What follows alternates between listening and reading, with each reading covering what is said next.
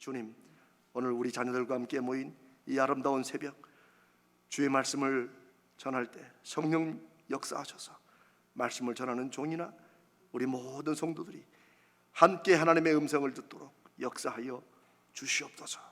우리 주님 예수님의 이름으로 간절히 기도드리옵나이다. 아멘.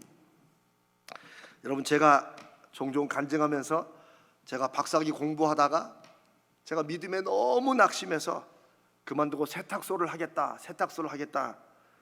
그 말이 그냥 나온 게 아닙니다.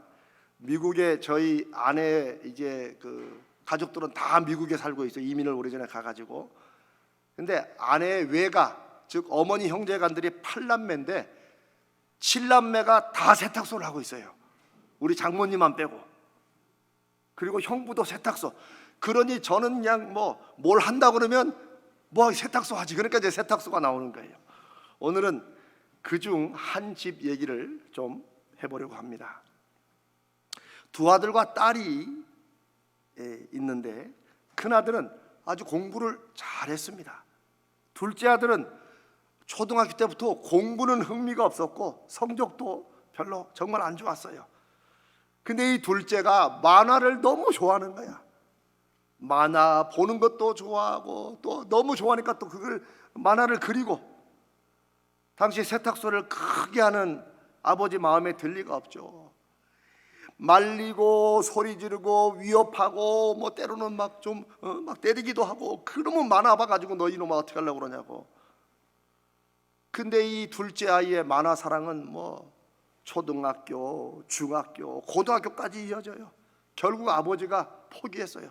늘 그 아들에 대해서 얘기하면 이제 큰 아들은 이제 의대를 가려고 준비했고, 나이 차이 나니까 의대를 이제 갔고, 둘째는 이게 영 안 되니까 아버지가 아휴 저놈은 그냥 세탁소나 나중에 물려주면 먹고는 살겠지. 늘 그 얘기했어. 아유 저놈은 세탁소나 물려주면 먹고는 살겠지.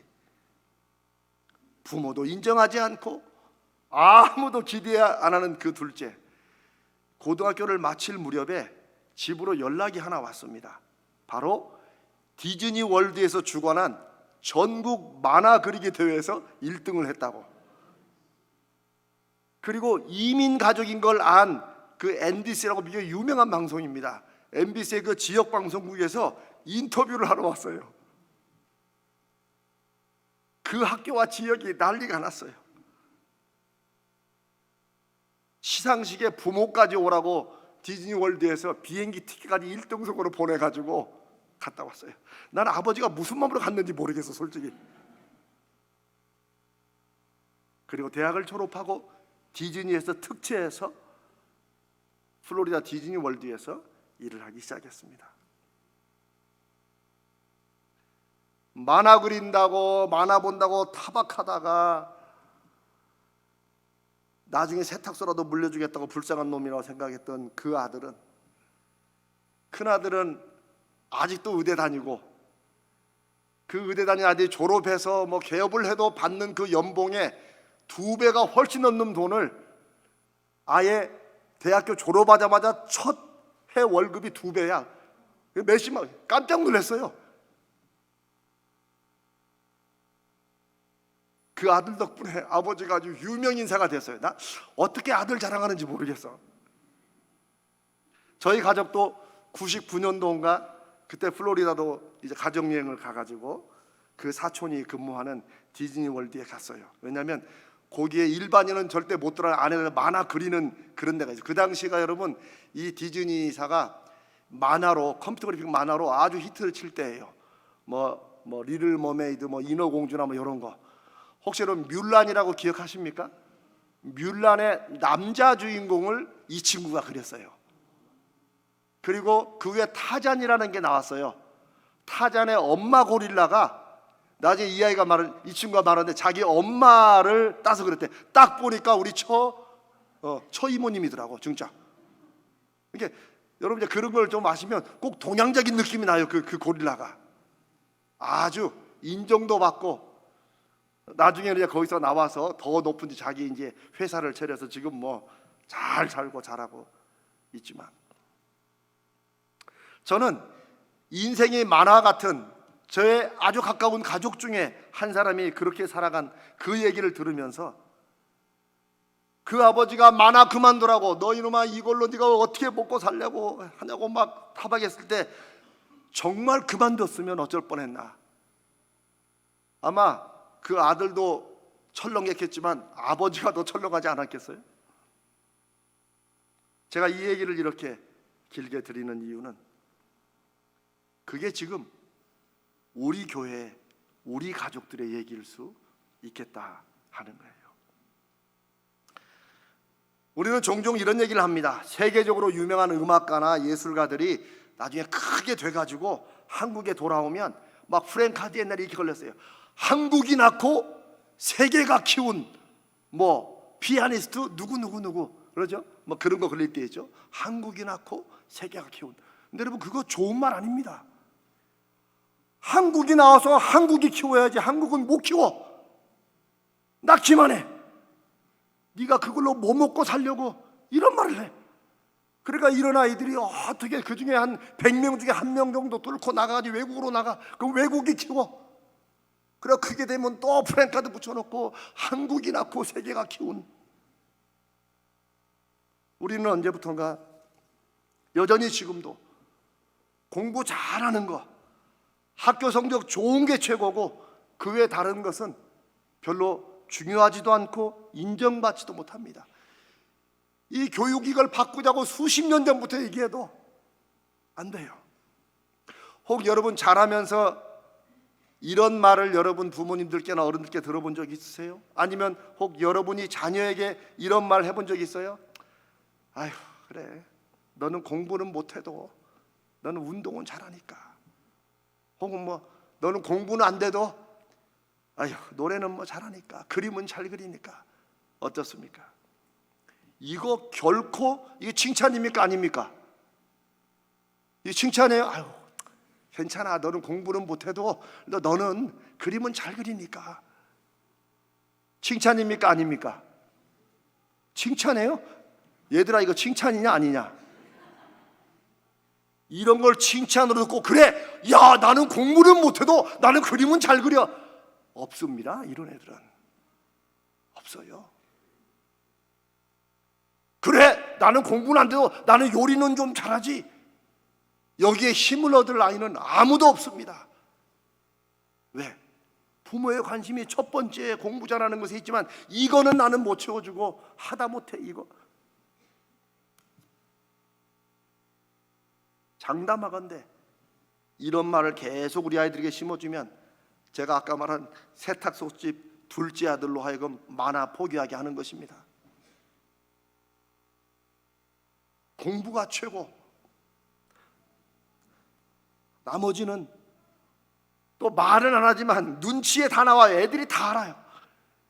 애들은 말보다도 눈치로 알아. 말은 안 하지만 아이고 저럼 저거 해서 저거 저 뭐 먹고 살려나 이런 눈치를 애들이 커도, 애들이 설령 장성해도. 제 아들이 이제 어제 그젠가 통화를 했는데 아빠 자기가 벌써 28이래. 어디 깜짝 놀랐어요. 28? 여기서 갈 때는 24살이었는데 4년 지나 28이라니까. 그런데도 얘가 제 눈치를 봐요. 그래서 저는 웬만하면 화상통화를 안 하려고 그래요. 근데 목소리로도 눈치를 느끼는 거 아세요? 그래서 저는 좋다고 밝다고 막 얘기를 했는데 나중에 지 엄마가 통화할 때는 아빠가 좀 무슨 일이 있어 뭐 그런다는 거예요.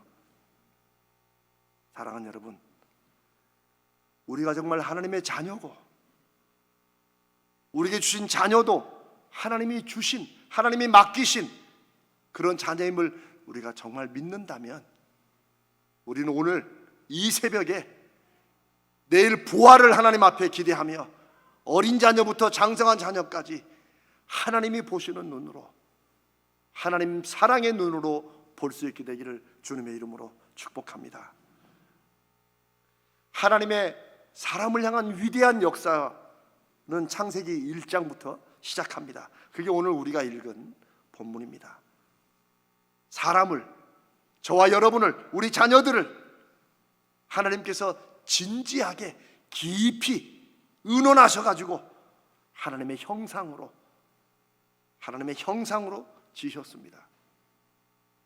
저는 이 하나님의 형상으로 지으신 것에 신학대학원부터 이게 가슴에 꽂혀가지고 저는 박사학위 할 때도 이 하나님의 형상에 이걸 중심으로 어떻게 그 하나님의 형상의 무궁무진한 잠재력을 이거를 세우고 개발할 것인가에 관심을 뒀어요. 그러다가 경제와 문화를 제가 공부하게 된 거죠. 하나님의 형상으로 지음받았다는 것은 얼굴이 비슷하다는 거, 이거 아니는 거 여러분 아시잖아요. 그럼 뭐예요? 예전에는 우리의 그 이성, 생각할 수 있는 힘, 이걸로 생각했어요. 아닙니다. 우리의 모든 것이, 우리의 육신까지도 포함해서 모든 것이 하나님께서 하나님만 가지는 신적인 특질 중의 일부를 우리 가운데 부어주셨다는 거예요. 하나님께서 흙으로 사람을 만드시고 코에다가 하나님의 생기를, 하나님의 호흡을, 여러분 호흡 끊어지면 죽잖아요. 그래서 하나님께서도 하나님의 가장 귀한 것을 호흡으로 말씀하시면 하나님의 호흡을 그 코에 불어넣으셨다는 거예요. 그래서 우리 흙덩이가 살아있는 흙덩이, 생명이 되었다고 말씀하십니다. 문제는 죄예요. 죄.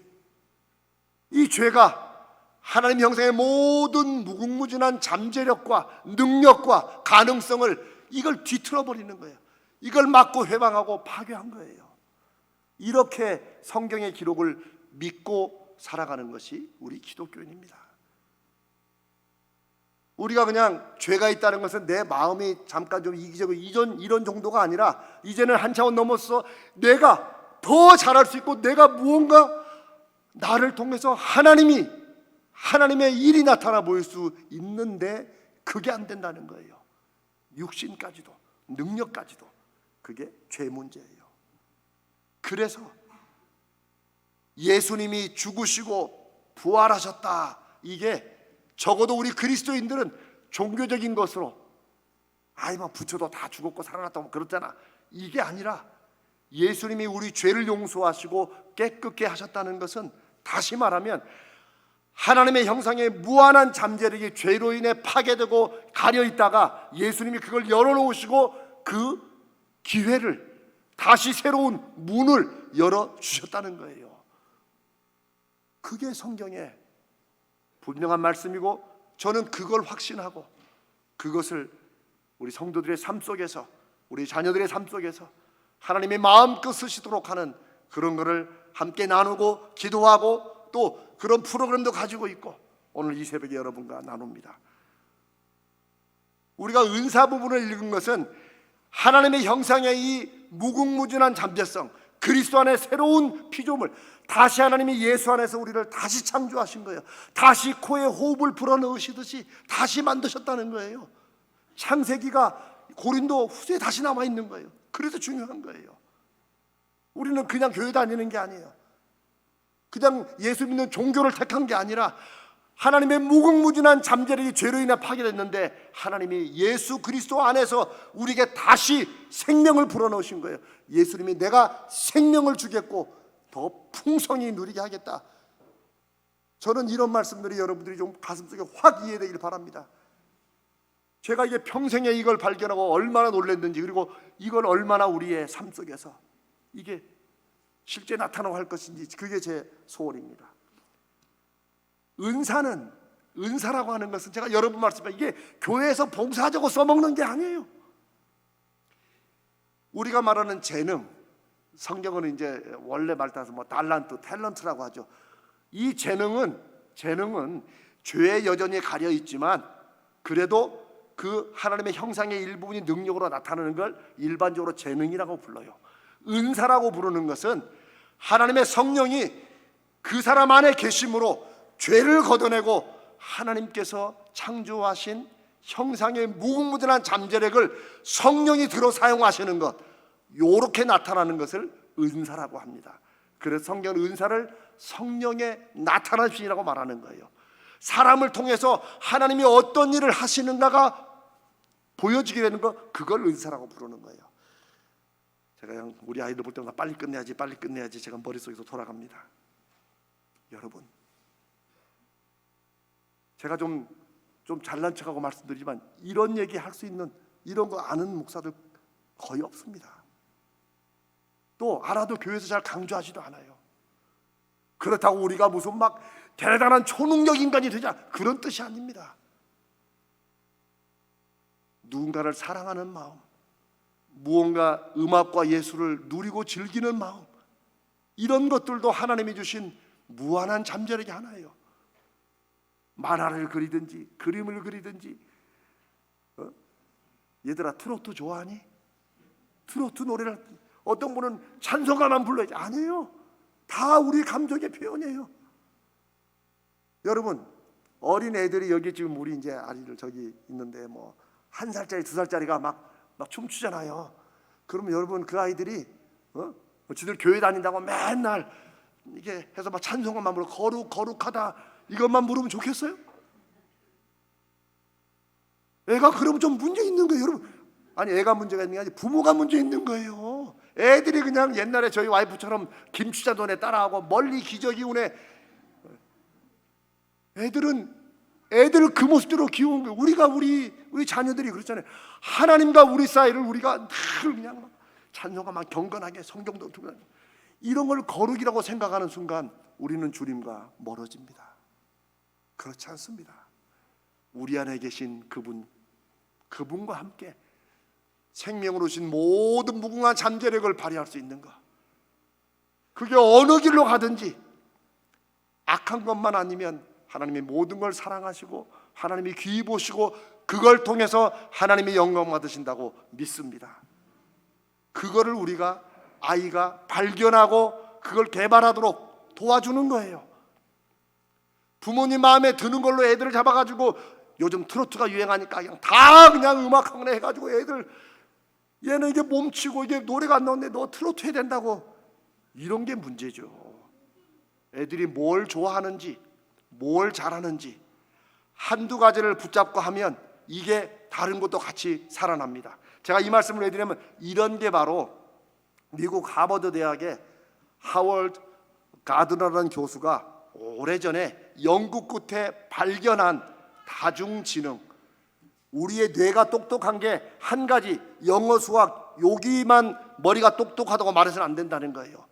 운동을 잘하는 것도 이 뇌가 움직여서 뇌가 발달이 그렇다. 그러니까 머리가 똑똑한 거예요. 운동 잘하는 사람들이. 우리 옛날에 그랬잖아요. 뭐 저도 그런 말을 좀 했었고, 아유 운동해가지고 무식해가지고. 그게 얼마나 제가 무식한 말인지 제가 미국서 하워드 가드너 박사의 그 책을 제가 다중지능을 보고 깨달았어요. 그리고 제가 이거 목회에서 이거를 내가 좀 사용해야겠구나. 네, 그런 지 벌써 이제 10몇 년이 지나서 여러분과 함께 이것을 합니다. 아이고 우리 애는 몰라, 그냥 뭐 특별히 잘하는 게 없어. 그냥 애들만 친구들만 좋아해. 하워드 가드너 박사는 그게 인간 친화력이라는 지능이 똑똑하기 때문에 그렇다. 머리가 좋다는 거예요. 몰라, 걔는 뭐 그렇게 혼자 앉아가지고 뭐 동물들 만지고 걔 뭐가 될지 모르겠어. 동물 친화지능이라는 거예요. 이렇게 8가지 지능으로 사람은 구성되어 있다는 거예요. 지능이, 뇌가. 그러니 똑똑한 애들을 우리가 생각하는 영어, 수학, 국어 요것만 잘하는 거 나머지는 좀 안 되는 것으로 생각하면 우리가 잘못하는 거예요. 제가 왜 다중지능을 말하냐면 이게 다중지능이 뭐 성경적이다 그 말하는 게 아니에요. 이 다중지능의 이 이론이, 이 연구한 것이 하나님의 형상의 잠재력을 개발하는데 아주 유효하다는 거예요. 저는 그거 확신합니다. 뭐 나중에 더 좋은 게 나오면 또 그걸 쓰겠죠. 사랑하는 여러분, 우리 교회에서 이 다중지능을 통한 우리 아이들의 잠재력을 개발하고 하나님께서 그들을 통해 일하시는 것을 우리가 여호와삼으로 보게 하려고 하는 일은 이미 시작됐습니다. 우리 어른들을, 성인들을 위해서는 이미 제자 훈련을 시작했죠. 우리 아이들에서는 이미 작년, 재작년이구나. 우리 교육자들과 함께 이 다중지능 공부를, 기초 공부를 다 마쳤어요. 이미 3년 전부터 우리 가자젤 어린이집에 다중지능 프로그램 넣어가지고 이게 정말 아이들에게 되는가, 애들이 너무 좋아해요. 올 1월부터 유치부에 아주 약하지만 시작했어요. 제가 정영자 전사님에게 관심이 있는 점보다 제가 볼 때 있는 것 같아가지고 제가 벌써 1년 반 전부터 청소년 상담사 공부해서 따라, 임상심리사 따라 해가지고 그거 다 땄어요. 이제 전임사역자로 우리 센터와 함께 우리 아이들을 붙잡고 요걸 본격적으로 해나갈 것입니다. 제가 이 새벽에 우리 부모님들에게 아이들을 좀 데리고 오시라고 한 이유가 바로 이 말씀을 여러분과 한 번은 나누고 싶었어요. 한국에 이 다중지능을 처음 소개하고 서울대 교수로, 그리고 나중에는 교육부 장관까지 되신 분이 있어요. 문용린이라는 분이에요. 문용린 박사예요. 이분을 하나님께서 우연히 몇 년 전에, 오래전에 만나고 하셨는데 이렇게 또 쓸 줄은 몰랐죠. 그분을 제가 이미 연락해가지고 우리 당에 말씀드리고 5월 14일 날, 이 점으로도 돼요. 제가 앞으로 수없이 광고할 테니까 5월 14일 날 어버이 주일에 우리 교회에 그분 제가 오셔서 이 우리 아이의 미래와 다중지능, 이거를 좀, 그분이 평생에 그걸 하려고 애를 썼는데 나중에 그분이 그때 한 말이, 아이고 목사님, 제가 교육부 장관인데도 안 되더라는 거예요. 왜? 한국 교육이 워낙 입시주로 짜여가지고 안 되더라는 거예요. 그랬더니 거기 있던 그 주변 비서인가 누군가 한 사람이 그러더래요. 아유 장관님, 이런 건 아무리 좋아도 그냥 대안학교에서나 하셔야 됩니다 라고 하더라는 거예요. 그러나 저는 교회는 할 수 있다고 봅니다. 우리 아이들을 키워나가는 건데 하나님의 형상의 존귀함을 우리 아이들의 삶 속에서 나타나도록 하나님께 믿고 구하고 나가는 것인데, 저는 우리 교회가 작고 연약하지만 하나님께서 우리를 통해서 하실 일을 증거하시고 보여주시리라 믿습니다. 저는 이 얘기를 제가 학부모 교사들 모임도 갖겠지만 한번 말씀으로 여러분과 나누고 싶었습니다. 그래서 여러분 잘 오신 것입니다. 감사합니다. 저는 사람의 재능의 개발은 어렸을 때만 있다고 말씀드리는 게 아닙니다. 여러분이 어떤 연배에 있든지 믿음입니다. 믿음이에요. 이 믿음이라는 것이 이 사람의 존재가 너무나도 특별해요. 생각만 하는 것으로 무언가 바뀐다는 말들을 종종 하는 사람들이 많아요. 믿음이라는 게 내가 무언가를 확신하게 되는 순간 이상하게 무언가 내가 생각 못했던 것이 생각나고 내가 몰랐던 것도 알아지게 되고 힘이 나고 이런 것들이 있어요. 이런 걸 경험하는 사람들이 많아요. 꼭 예수를 안 믿어도. 그런데 그게 바로 하나님께서 하나님의 형상으로 사람을 지었다는 증거 중에 하나예요. 이런 것들을 여러분 경험해 보셔야 돼요. 그래서 연세가 많으시든 적든 상관없이, 저는 늘 말씀드리지만 세상에 안 믿는 사람들도 80대부터 그림 그려가지고 90세에 전시회 한다고 그러는데 저는 늘 주여 저분이 예수 믿는 사람이 되게 해주시면서 맨날 그럽니다. 왜? 그걸 통해서 나는 하나님 주신 믿음으로 내 안에 주신 이 능력과 재능을 은사로 나는 이렇게 사용한다, 이런 분이 좀 나왔으면 좋겠어요. 근데 없는 걸 보고 제가 마음을 바꿨어요. 하나님께서 우리 교회에 하라는 것이구나. 그걸로 참 긍정적이죠. 여러분 그렇게 하셔야 됩니다. 무엇이든지 여러분의 마음이 있는 것, 여러분의 관심이 있던 것, 여러분이 이런저런 이유로 포기했던 것, 그거 여러분 하나님 앞에 다시 붙잡으세요. 해보세요. 목사님 형편이, 그 형편은 평생 갑니다. 그거 놓고 여기 주님과 함께 뭔가 내 가슴을 설레게 하는 이런 것들을 하나씩은 붙잡아야 될 거 아닙니까? 부모가, 할머니, 할아버지가, 형, 누나가 그런 걸 경험해야 그 믿음으로 우리 아이들도, 우리 교사들이 도와줄 수 있는 거 아닙니까? 그걸 해보자는 것입니다. 사랑하는 여러분, 오늘 저는 이 말씀을 통해서 하나님의 부르심이 여러분 마음속에 확인되기를 바랍니다. 만약 여러분 마음속에 이걸 듣고 제가 그랬잖아요. 정말 저렇게 되면 나도 좋겠다, 나도 저렇게 해봐야겠다, 이건 부르심이고, 저거 사실인가? 이렇게만 들어도 저는 부르심이라고 믿습니다. 하나님께서 그런 관심을 주시는 거예요. 하나님의 부르심에 이사야처럼, 하나님의 부르심 받은 사람처럼, 그러면 제가 한번 해보겠습니다. 하나님, 그러면 제가 뭐부터 할까요? 이런 사람을 통해서 반드시 하십니다. 우리 부모 중에 아무도 우리 자녀들을 위해서 애쓰고 수고하지 않는 부모가 없습니다. 다 합니다. 저도 이 말씀을 드리면서 28살짜리 제 아들이 자꾸 생각납니다. 저는 그 아이가 요만할 때 크는 모습이 기억이 안 나요. 목회도 제대로 못하면서 그거 그냥 뭐 한다고 그거 매달려가지고 우리 애가 어떻게 컸는지를 몰라요. 제가 늘 아이를 생각하면 그게 가장 미안합니다. 사랑하는 여러분, 이 아이를 내가 어떻게 키울 것인가에 초점 두지 말고 하나님이 이 아이를 통해서 무엇을 하실 것인가에 초점을 두셔야 됩니다. 요즘 부모들은 너무 내가 이 아이를 막 잘 키워야지 이렇게 할수록 애들이 부모에 또 치여. 그러지 마시고 생각을 바꾸셔야 돼요. 그 관심을 하나님께서 이 아이를 통해 무엇을 하실 것인가, 하나님이 이 아이에게 무엇을 주셨는가, 이걸 관심을 두시고 관찰하세요. 기도하면서, 그리고 아이가 하는 대로 밀어주세요. 하나님께서 분명히 인도하실 것입니다. 이제 우리가 그걸 한번 같이 해나가 보십시다. 아멘. 우리 아이들의 아름다운 미래, 그 제가 우아미, 좀 이름은 좀 붙지 마세요. 우아미, 앞으로는 이 우리 아이들의 아름다운 미래를 위해서 제가 부모님들이나 교사들이나 관심 있는 분들을 제가 이렇게 모을 거예요.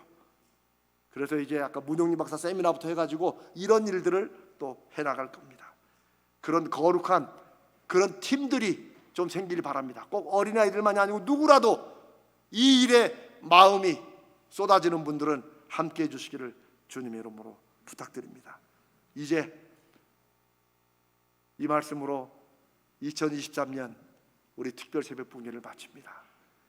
지금까지 우리가 나눴던 모든 일들과 우리의 결단을 통해서 하나님의 부흥, 하나님이 계시기 때문에 일어날 수 있는 그런 일들이, 그 여호와 삼마의 증거가 사랑하는 여러분들과 우리 자녀들과 가정과 우리 교회에 있으시기를, 그래서 우리를 쓰시는 하나님을 새롭게 경험하시기를 주님의 이름으로 축복합니다.